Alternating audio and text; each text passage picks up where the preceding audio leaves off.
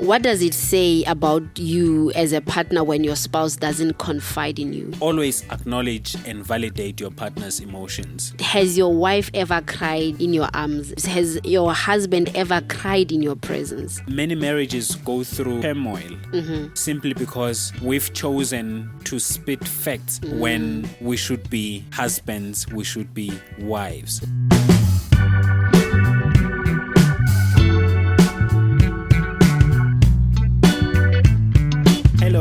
Hello family, welcome to another episode of Finding Beauty in Marriage, your podcast for all things marriage, and where we build beautiful, meaningful and fulfilling relationships. I just want to thank you for joining us today, and I hope you are going to have a great time with us.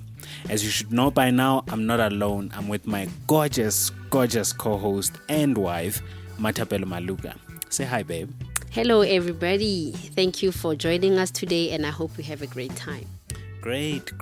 Let's get on to it. What are we talking about today, babe? Today, we are talking about active listening. Yeah. So, active listening basically is when you are fully engaged when the other person is talking to you. Yeah. It is listening with intent to fully understand the other person rather than just listening in order to respond. Yeah. So therefore, this is a critical and a very important skill in any relationship and marriage. It allows both partners to feel heard and valued. Great. And I would think this comes at the backdrop of what we were talking about last week, which was basically communication. Right. So active listening goes, like you say, it just goes beyond simply hearing the words. It involves engaging with your partner, understanding their perspective and validating their experiences and emotions. Yeah. So in this episode, everybody, we will be exploring 7 powerful active listening techniques and their profound impact on marriages. So I hope you are ready for that. Brace yourselves. It's going to be a very beautiful ride. What is number 1, babe? Number 1 is give your spouse full attention. Yeah. Full attention means there are no distractions for both the one talking and the one listening. Yeah. And the one talking is able to see and they are convinced that you are really listening to them. You put away your phone, you mute the TV or switch it off if you have to. Right? We said on our last episode that when you are communicating with your spouse, the world can wait. Let everything pause and wait for you to give your spouse the full attention that they need. Giving your spouse your full attention says to them that they and what they are saying matters and it is important. Yeah. When you give your spouse your full attention when they are talking to you, causes the both of you to engage in a very intimate moment. And it needs you to take full advantage because your partner is sharing a part of themselves with you through what they are saying. And we are not oblivious to the fact that you may not always be able to give your partner your full attention all the time, right? But if you are unable to give your partner the attention that they need from you at a particular time, you just don't continue being busy and ignore them. Yeah. When you can just simply tell them that you are unable to give them the attention that they need at the moment, you ask them if they can give you some time to finish off what you are doing and give them feedback on when you can come back to them to give them the attention that they need, and be careful not to put it off for a very long time. It is very important that you don't put it off for a very long time, because I would assume whatever that they needed your attention for may be very important, right? So ignoring your spouse when they are talking to you and not giving them the attention that they need says to them that they are not valued. Powerful stuff right there. I think it's also important just to know that attention is the most basic expression of love. You will know who loves you by how much attention they give you. True. I know when I was still searching for a wife, I longed for you to give me attention back then. Yeah. You know, and I also longed to give you my attention. Yeah. And the fact that we are married doesn't mean now that attention giving and attention Receiving. seeking is no longer existent. I still need much more of your attention, even now. More now. So even more right now that we're married than back then. So attention will always be that basic expression of love. The first thing you know when someone loves you is just how much they give you their attention. True. Now, we see this from those whose love language is quality time. They do not appreciate distractions at all. True. When they are in their love mode. So if you are married to someone whose love language is quality time, just know that they don't appreciate you being on your phone while they're trying to talk to you. Yeah. Just know that they don't appreciate any kind of distraction when they're trying to spend some time with you. Because that's how they know how to give and receive love. Yeah. Now, attention, as I said in the beginning, is the basic food and water of every living being. In other words, everything that lives needs attention. If you have a flower in your house, you would know that if you don't give it attention, it withers. Yeah. But the more you give it attention, and this, by attention, I am not talking about just watering it. Flowers need that kind of personal attention, touching. Yes, watering it. Some say talking to it.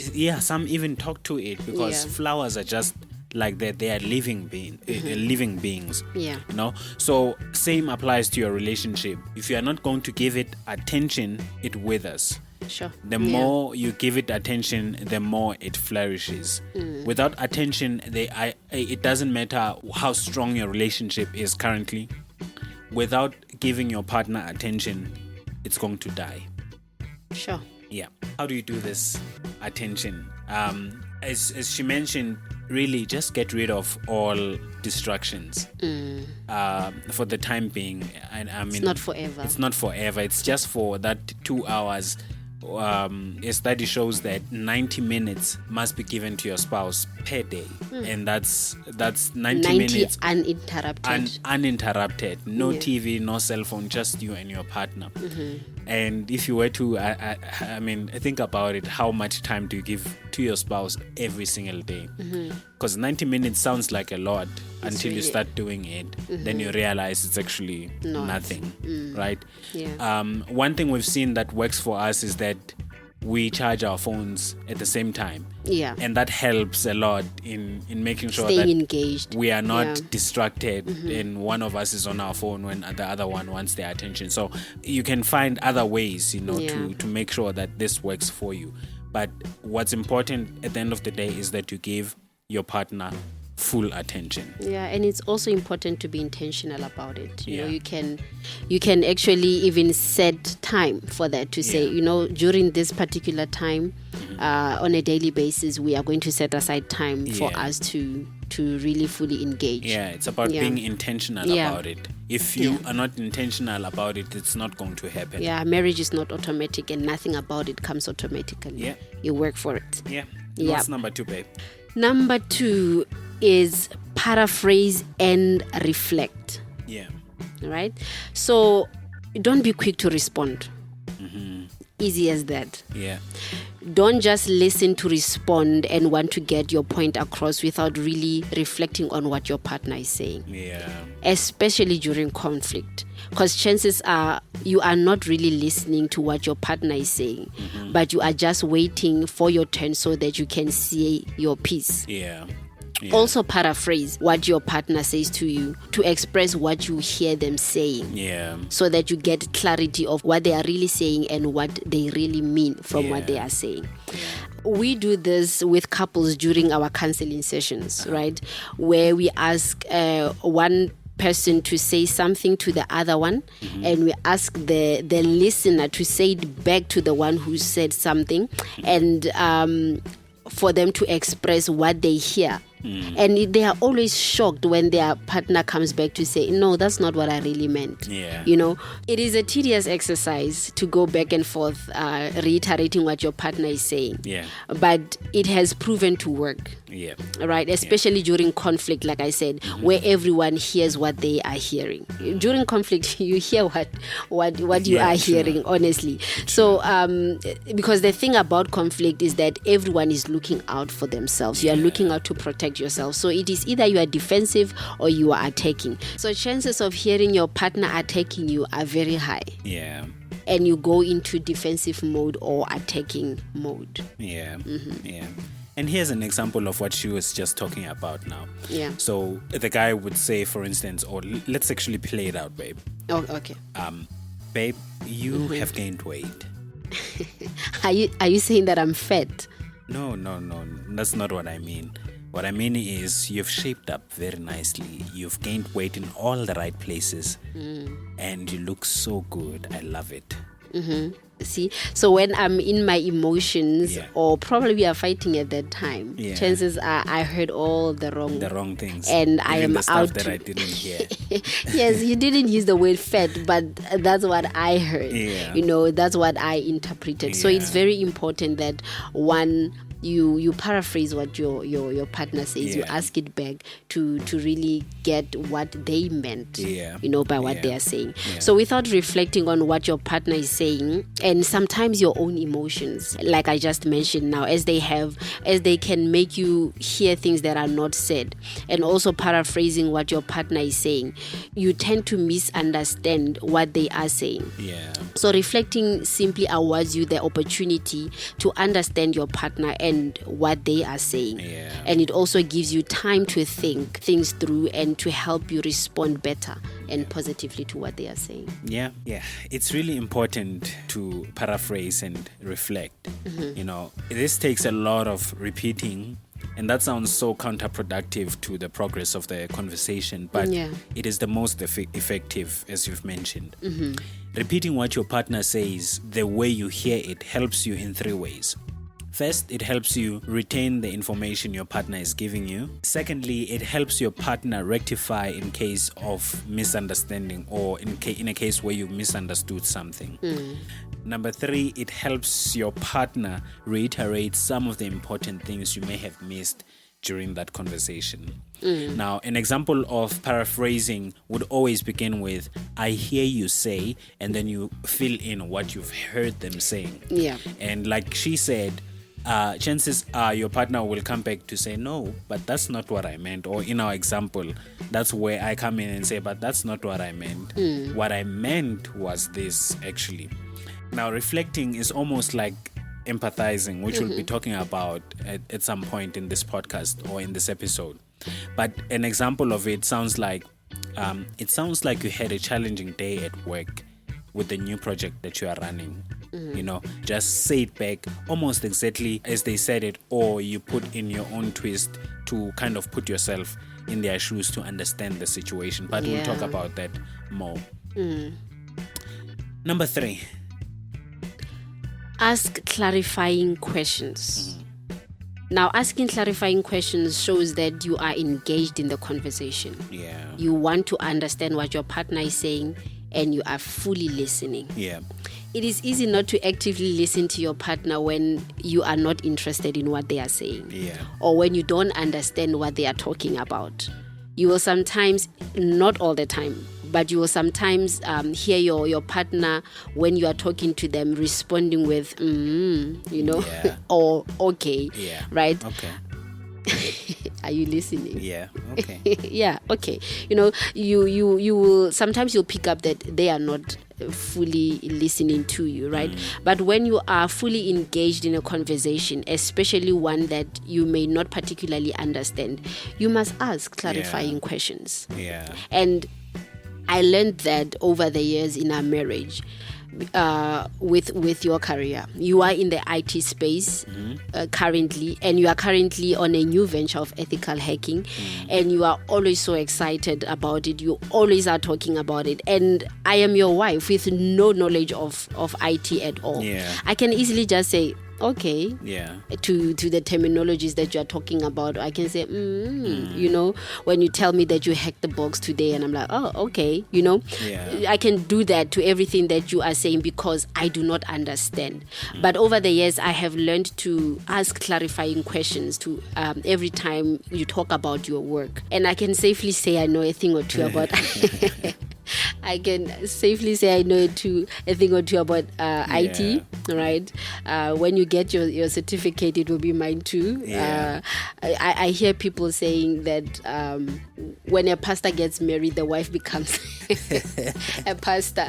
Why is it that when a husband gets a degree, it's not the wife's degree as well? Yeah. So I would like to claim this one also, you know. So, but your work has become, over time, has become a topic that we can both be intimate about. You know, we can intimately connect at that level. We can intimately talk about that. So I just want to say, guys, talk to your spouse about your work, right?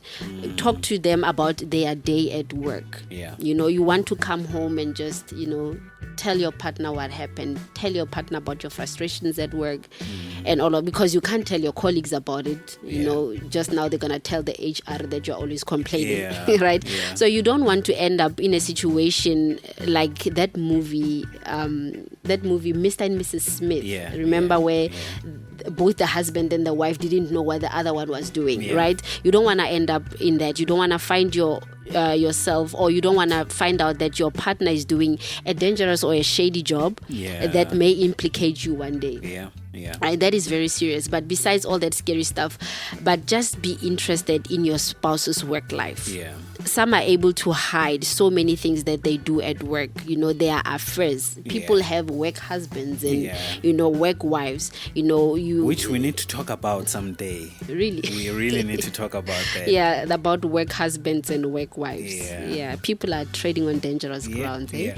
Okay, so they can't talk to. They are hiding the fact that their bosses abuse them.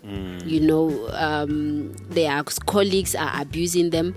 You know, because whenever they want to talk about their work life, you are just not interested, or you are just not listening to them. So they are not open about that part of their lives to them. So asking clarifying questions firstly show that you are actively listening. You are interested in what your spouse is saying, and you care about what your spouse is saying. It also helps you not to misunderstand them, which is mostly caused by talking at each other or talking past each other, that we talked about in our previous episode, I think. So with these two styles of communicating, no one is actually asking clarifying questions, because no one is interested in that. Everyone is just interested in doing their own thing.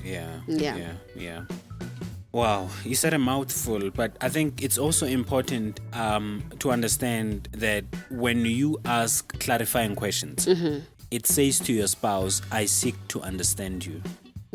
When you ask clarifying questions, it allows them to see that you want more. Because if I don't ask you, why in conversation, if I don't ask you questions, you can easily see that I'm not interested in that conversation. I really don't want to know more. I'm just gonna give you a yes or a no answer. In fact, if we were to slip a question in there, I'll probably not answer you, because it shows that I'm just not committed to the conversation that we are having. You know, you probably say, when are you taking the kids from school? And I would say, okay, you know, because we've missed all the other parts that we've been talking about, the paraphrase and reflect and giving you the full attention. Yeah. If you can't do what we've spoken about, then you can't be asking clarifying questions, because first of all, you did not give full attention. Secondly, you were not paraphrasing or reflecting on what your partner is saying. So you definitely can't be asking clarifying questions at that moment. You know, so all these things work together to make a wholesome conversation, right? Nothing feels as good as being understood, especially by the person you've dedicated the rest of your life to be with. You know, it's so good. You know, it feels so good when your partner is asking these clarifying questions, because you can see that they are seeking to understand you. And it's even better because, you know, this is a person who wants to spend the rest of your life with you. See, what asking clarifying question does is it also promotes open dialogue. It opens up the dialogue so much because it makes you expound. If I ask you a question that needs clarity from what we are talking about, it allows you to expound on what we've been talking about, but it also creates a safe space for both partners to share their thoughts and feelings without fear of judgment, because you can see, from the questions you can tell that I really seek to understand you and I'm not judging you. The third thing is it strengthens connection. So when you ask clarifying questions, you demonstrate your commitment not only to the conversation, but you are demonstrating your commitment to the relationship as well, which can strengthen your bond and deepen your connection. We've spoken about intimacy before, and from a mental intimacy perspective, these clarifying questions make you bond much more. Maybe let's role play this one also. Yeah. All right. Let's try. Maybe you do it because you came up with it. You're throwing me under the bus. Okay, let me say it frustrates me when you come home late. And then a clarifying question that I would say would be, could you clarify what you mean when you say you feel frustrated when I come home late?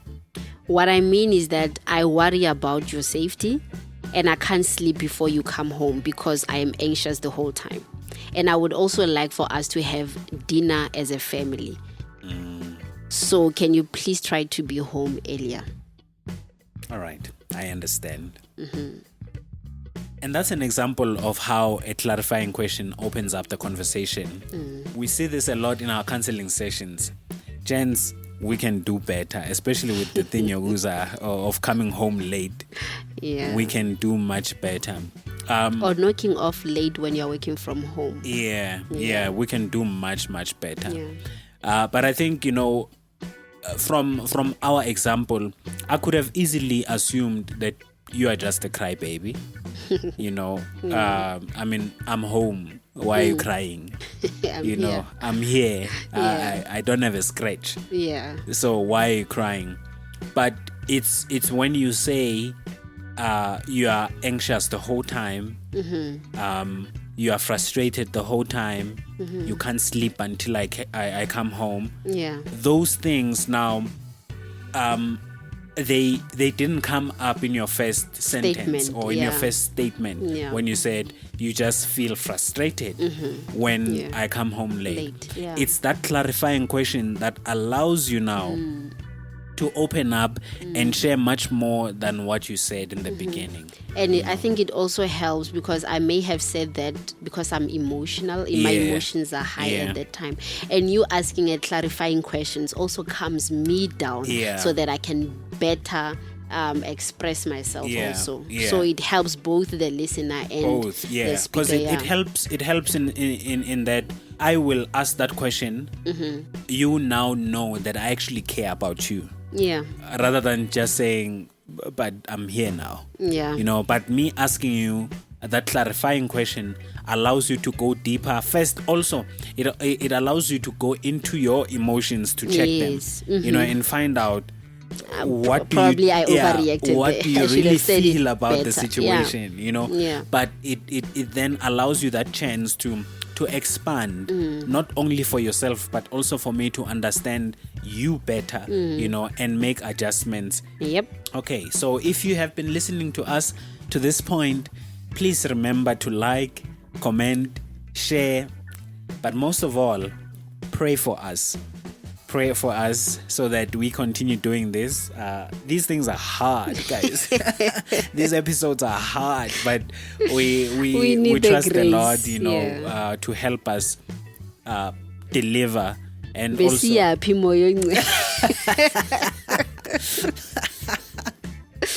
Oh my Jesus! But share this, comment. And like I said, most of all, pray for us so that we continue doing this and we find some ease in doing them. What's number 4, babe? Number 4, validate your partner's feelings. Oh, I love this one. I love You this do? one. Okay. Yeah. So validating your spouse's feelings says or means, number 1, you learn about their feelings, meaning that you really take time to hear about how they are feeling. Yeah. Number 2, you understand their feelings. Yeah. Number 3, you express acceptance of their emotional experience. And you will not be able to do this if you are not actively listening to them and to what they are saying. Yeah. So validating your spouse's feelings means not calling them emotional. Yeah. You don't regard them as being dramatic or overreacting. Yeah. But you accept how they are feeling to be their true emotions. Yeah. This shows that you truly love them and you regard their feelings as important. Yeah. What does it say about you as a partner when your spouse doesn't confide in you? They don't share their emotions with you. Right? Has your wife ever cried in your arms as a husband? Or wives, has your husband ever cried in your presence? Or do they have to go cry in the bathroom, or they have to cry in the car, or they cry with their friends but not you, right? But simply because you never understand them or you call them overly emotional. Do you know how your spouse feels about your mom? Do you know how your spouse... Are you making me cry now? Or, you're just a mommy's boy who does not want to hear anything about your mother. Yeah. Do you know how your spouse feels about your mom, about your siblings, right? Yeah. That they come into the house and do as they please. They ask for their children's clothes money. They ask for you to support. But they cannot come to you with these things that are weighing them down because you just don't want to hear it. Yeah. Right? Yeah. You don't validate their feelings. Yeah. How they feel about your friends. Yeah. That keep you late at night. You can't come home as a husband because you're still with your friends. A married man is still out there 10 a.m. right? You are with your friends. We will have to talk about boundaries. Yes. Because now your spouse can't come to you with how they are feeling because you shut them down and you never want to validate their feelings. Yeah. So what validating your spouse's feelings does for your marriage, it makes you a safe place for them to be their true selves and not hide in your presence. But for them just to lay bare their feelings without a feeling of embarrassment and judgment, condemnation, or knowing that they are going to be shut down. Yeah. Oh, wow. Yeah, that just went. I don't want to cry. Yeah. But these are things that are happening. Yeah, these things happen. And like I said, we need to talk about boundaries, around family, around friends, around work, because boundaries need to be set in place. If your marriage is going to succeed, boundaries have to be set in place. Yeah. You cannot be married and still act like a boyfriend.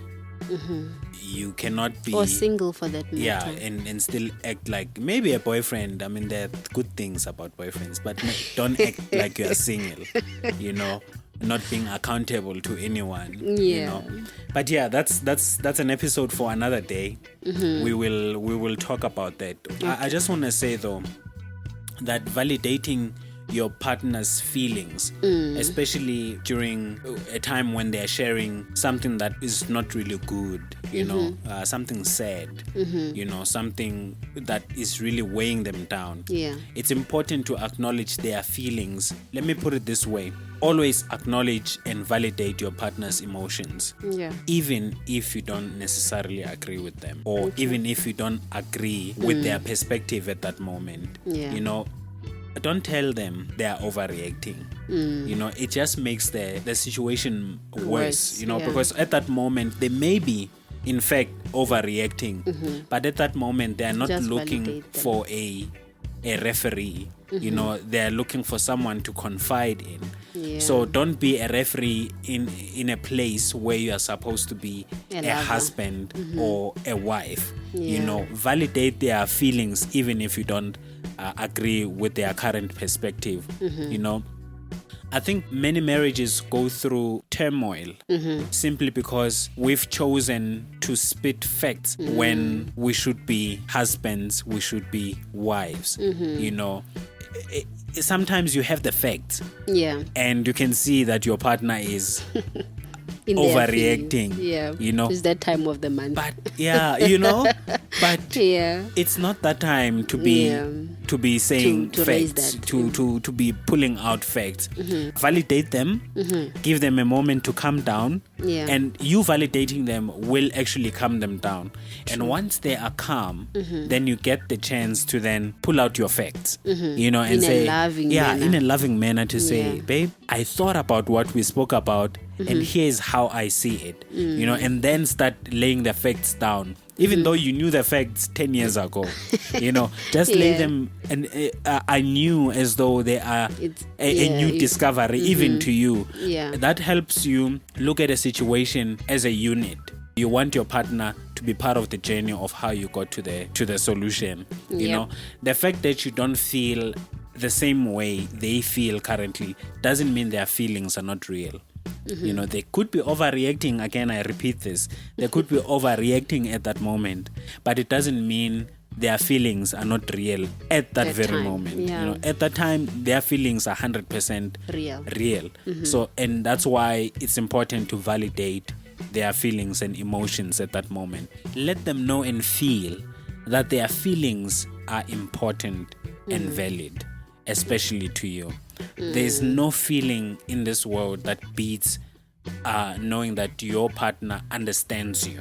You know, they feel what you are feeling. You know, they even though at times they may not feel what you're feeling, but they understand you. They understand why you are acting the way you are acting at that moment. Why is it important to do this? It enhances emotional support. So validating your partner's feelings enhances emotional support. It also strengthens trust.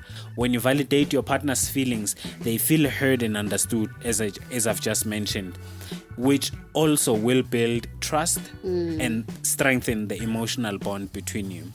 Trust is important. Very important. And an example of how you can verbalize your validation of their emotions and feelings is saying something like, it's understandable that you feel upset about 1, 2, 3. You know, it's understandable. You just say it's understandable so that they know that you are understanding where they are coming from. But I just want to mention this. While validating your partner's feelings or their emotions, don't fall into the temptation of making promises. You know, unless it's something that you've already thought about and you've already made the decision to indeed deliver on that promise. You know, because many times when, for instance, if you came to me, let's use the example that we used. You come to me and say you feel frustrated when you come home late. When I come home late.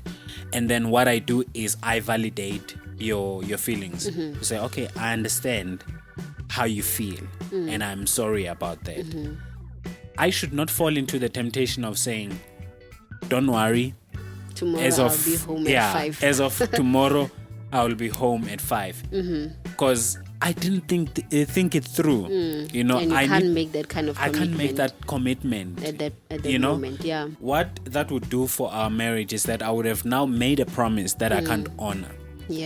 And this will now destroy all the work that we have done to build that emotional support and trust that I was talking about. I now destroy the trust, that little trust that I have, because even worse now, we've spoken about this. Have you heard a couple saying, but we've spoken about this and you said you're not going to do this and you did it again. You know, it's because during that heat of the moment, people fall into the trap of making a promise, and sometimes they make the promise just to get away from the situation at hand. You know, don't make the promises. Just validate your partner's feelings and emotions to say, look, I understand where you are coming from. you know, and I'm sorry about it.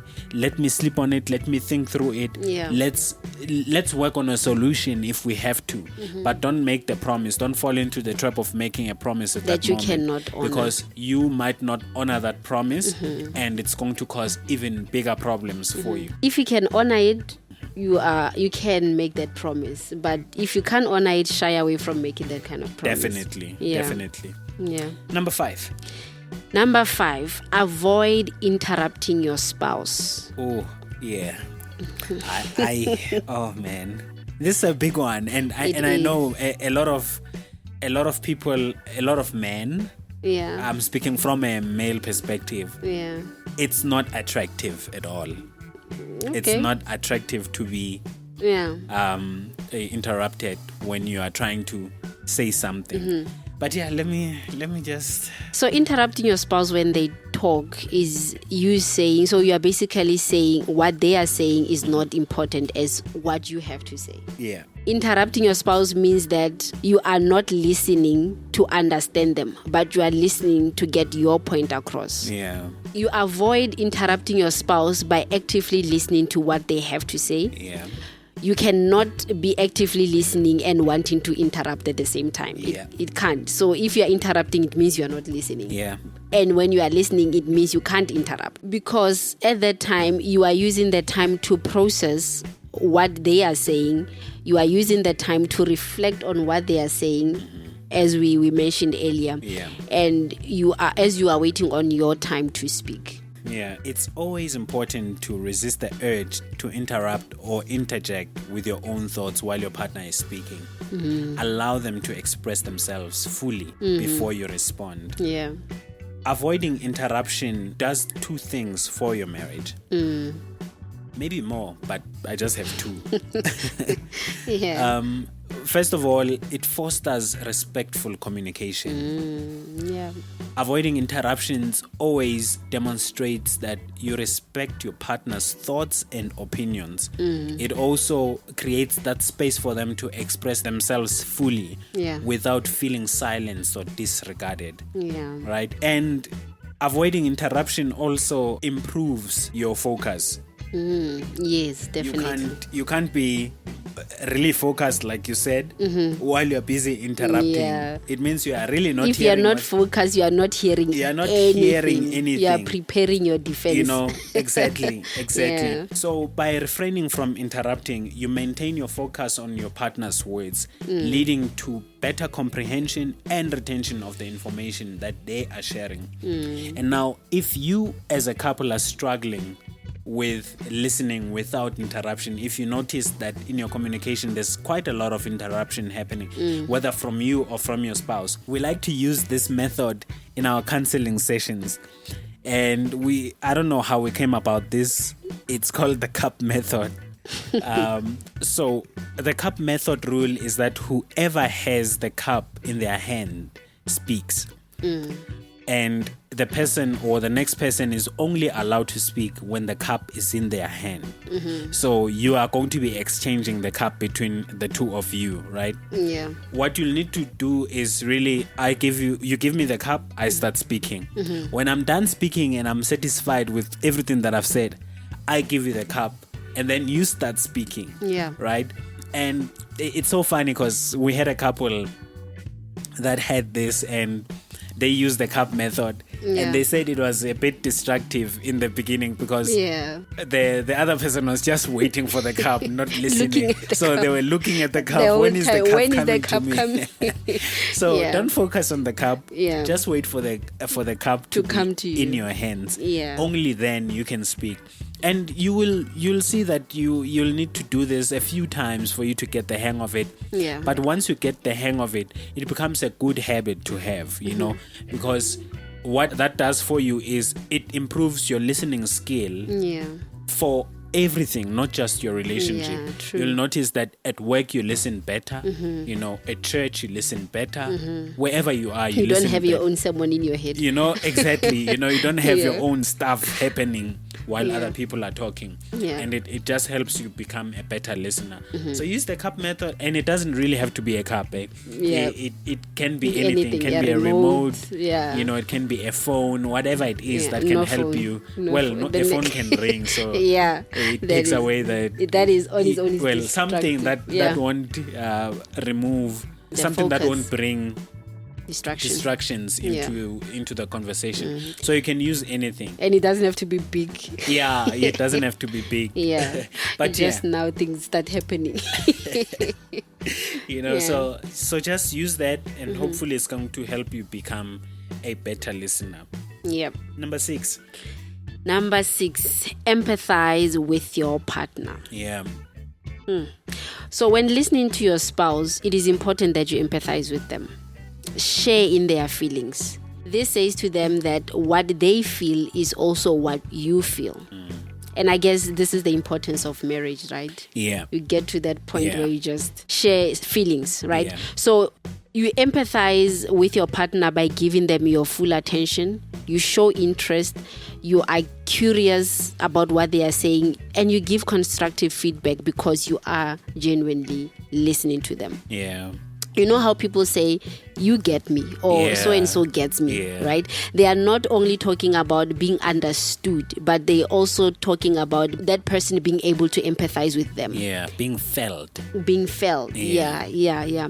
So empathy transcends beyond just understanding a person on a mental basis, right? But it also speaks to understanding them emotionally. Yeah. And this will require that you listen to your spouse in order to connect or be intimate at that level. Yeah. Empathy shown during a conversation builds and forms a beautiful connection and intimacy, like I've already said, between the couple.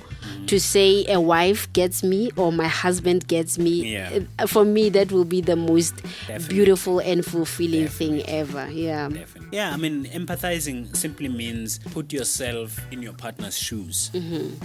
Put yourself in your partner's shoes and try to understand things from their perspective.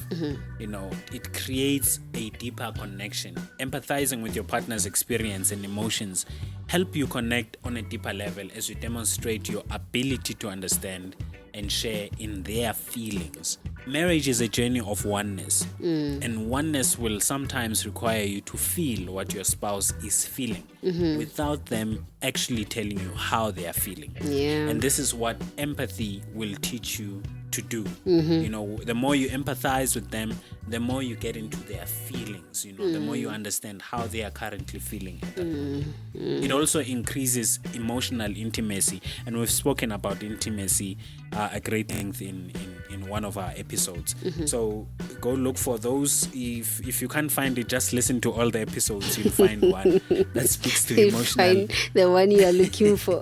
That speaks to intimacy. Yeah.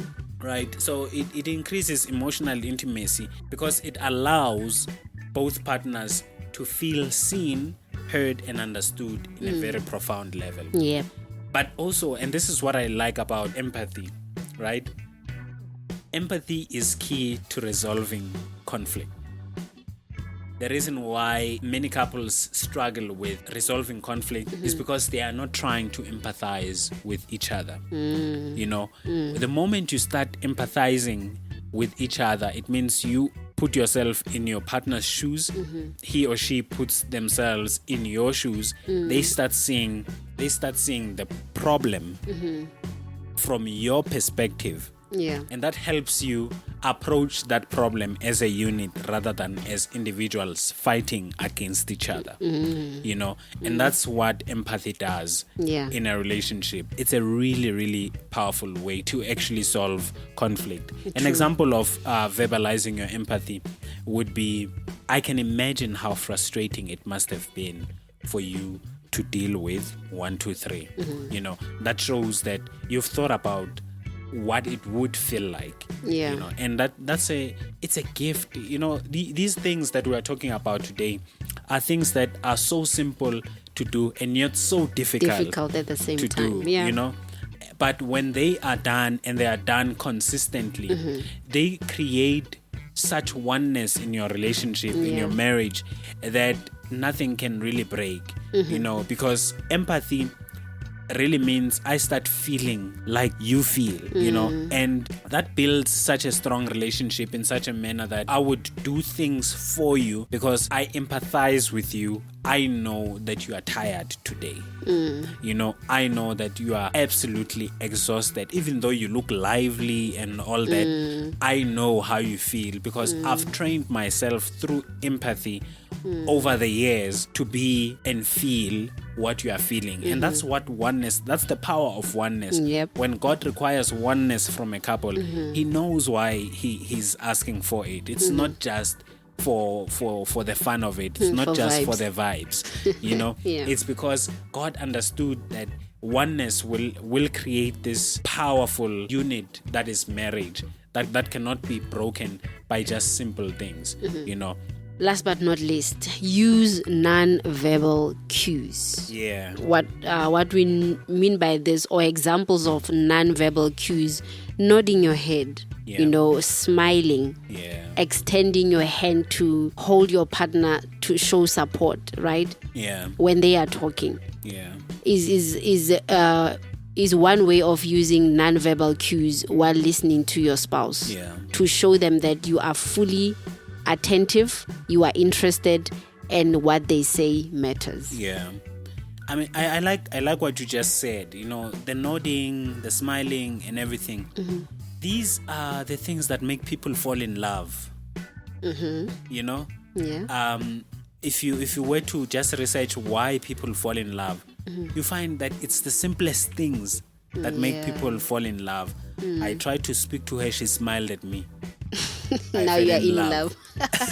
Now we are as married. an usher standing at the door, she smiled at you, and now when you are going to you've tell the got pastors feelings, that you wanna get married. And it's the small things, and this is exactly what makes marriage work. People think to make marriage work you need, I don't know, a PhD in what supernatural powers. And you don't. You need these small things. Like we said, natural day-to-day normal things. It's the small things that really make the marriage work. It's you when your partner says, when your partner arrives from work, you just smiling, welcoming them with a smile.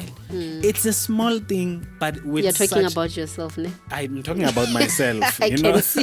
It's the small, it's the small things. Giving them that hug when your partner calls you to come and see a stupid video on TikTok. You drop everything that you are doing to give them that full attention that we spoke about. It's those bits for connection that your partner is looking for throughout the day, throughout the week, that you need to be attentive to, that help you build a beautiful marriage. It's not that deep, guys. It's really not that deep. Really not deep. So using nonverbal cues as well is one of those things. Your body communicates so much more than you know. Use it. True. You can be looking at me and saying you are listening to me, but your body will tell me whether or not really, you are really listening. So use those nonverbal cues, as she's mentioned them: nodding, smiling. Your facial expression says quite a lot. My mother-in-law has the funniest facial expressions. She can tell you how she's feeling. how she's feeling right there at that moment, with just a split second of a facial expression. And that just shows how much facial expressions work. So use them to build connections with your partner. So use them. Nonverbal cues create emotional connections. Nonverbal cues convey emotions and attitudes, allowing you to express empathy, understanding, and support without saying a word. Sometimes you would be saying something that saddens you, and your partner doesn't say anything, but they just put their hand on your back. It's communication. It says, I care, I understand you, I love you, things like that. And couples just don't use them because, like I said, I think we are conditioned to think marriage takes so much work. It really doesn't. Yes, you do need to work And in that your is marriage. working, It what is we work, are but the saying. non-verbal cues are small things that you Yeah. can do on a consistent basis, that just creates a loving and a beautiful marriage. Non-verbal cues also improve your relationship satisfaction. Utilizing positive non-verbal cues creates a supportive and affirming communication environment, leading to increased relationship satisfaction and intimacy. Yep. And that's what we have for today. Do you have a challenge for today, babe? Yes, I do.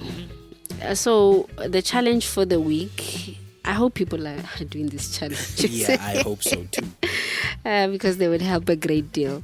And if you have done any of our challenges, please let us know. Yeah, and please. Even if it's still in progress, what you have implemented, and if you have resolved anything, just let us know how it's going. We would really love to hear.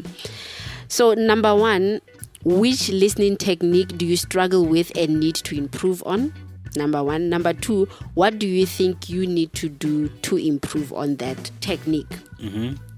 And like always, if you don't know the answers, your partner is the best person to ask. Yeah. And let these 2 questions award you the platform and the time to discuss them from both your ends. Awesome. Yep. That's it for today. Please remember to leave us a comment, a question, or just put your inputs in the comments so that we may know what you are thinking as you are listening to this. Yeah. But also, most importantly, remember, subscribe, like, and share this with another couple that you think it's going to be beneficial to. Remember, be present and keep loving. God bless. Bye-bye. Bye.